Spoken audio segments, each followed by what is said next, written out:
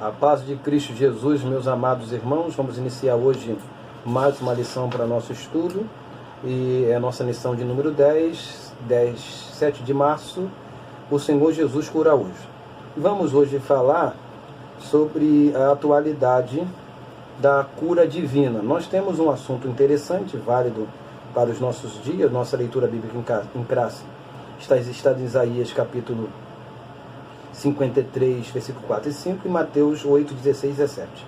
E nós temos algumas dificuldades que vamos comentar hoje ainda, dentro do tema qual temos a oportunidade de abordar. Primeiro, a gente precisa entender que o termo no hebraico, ela tem uma conotação de doença, agonia, estar fraco, debilitado e outras coisas mais que podem envolver. E a gente encontra em Romanos capítulo 14, versículo de número 1, tendo esse sentido figurativo. Aparece a mesma palavra no grego, mas o sentido é figurativo. Então a gente precisa entender quando está sentido literal ou quando está no sentido figurativo. Isso a gente precisa entender para ter uma boa aplicação. Então, antes de nós seguirmos, a gente precisa entender que o termo ele vai ter vários sentidos, tá? várias aplicações e vários sentidos. Mas antes de seguir, vamos lembrar o que diz Isaías 40, versículo 29, que o Senhor dá força ao cansado e multiplica a força, o vigor daquele que não tem. Então, o recurso, a solução para os problemas ou para as enfermidades está em Jesus. É Ele que dá força, Ele é a força. Então, tendo isso em mente, a gente consegue seguir. A gente precisa também entender o seguinte, que nós vamos tocar alguns pontos aqui interessantes. E precisamos ter em mente que o termo precisa ser analisado no seu contexto. Ele precisa ser analisado no contexto. Por exemplo, a gente tem uma passagem conhecida, que é João capítulo 5, versículo de número 7, que nós vamos ler. Só que antes de fazer a leitura, quero lhe chamar a atenção para o seguinte fato. A epígrafe vai dizer que a cura de um paralítico, do tanque de Betesda. Aquele homem ali não era paralítico. Você professor, você pastor, você mestre, corrija isto. Aquele homem não era paralítico, aquele homem era enfermo. Versículo 7 vai dizer assim: o enfermo respondeu-lhe: Senhor, não tenho homem algum que, quando a água é agitada, me coloque no tanque. Vou parar por aqui a leitura. Você continua a leitura em casa. Só para você entender que aqui aparece o termo, a palavra estenia, e aparecendo a palavra estenia aqui, você vai compreender que ele era enfermo. A palavra estenia significa fraco, doente, etc e tal, mas ele não era paralítico. E isso já é um subsídio para que você possa explicar. Mas, o que eu quero tocar hoje é um ponto que está na nossa leitura bíblica, nossa leitura diária, que é quarta-feira, que está em Mateus capítulo 6, 13, que vai falar que os discípulos... E está aqui escrito o seguinte, vou ler o que está escrito aqui. Os discípulos de Jesus ungiam os enfermos com óleo e os curavam.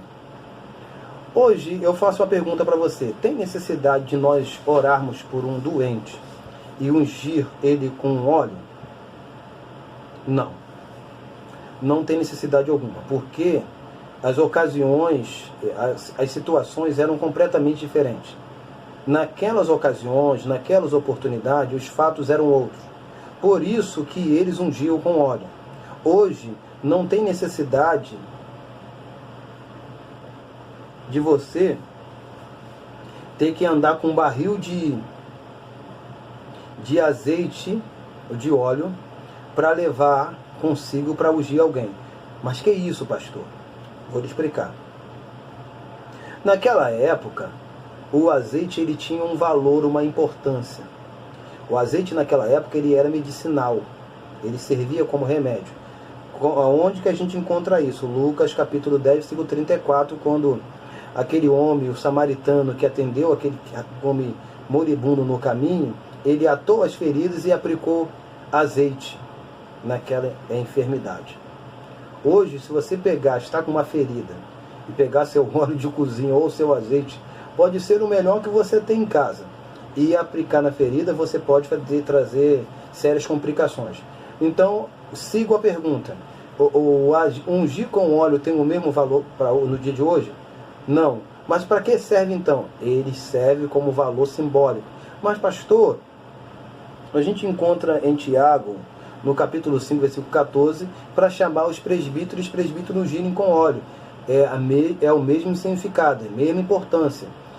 O óleo, ele tinha algumas importâncias. Quando ungia alguém, ele significava ser honrado, preservado, santificado.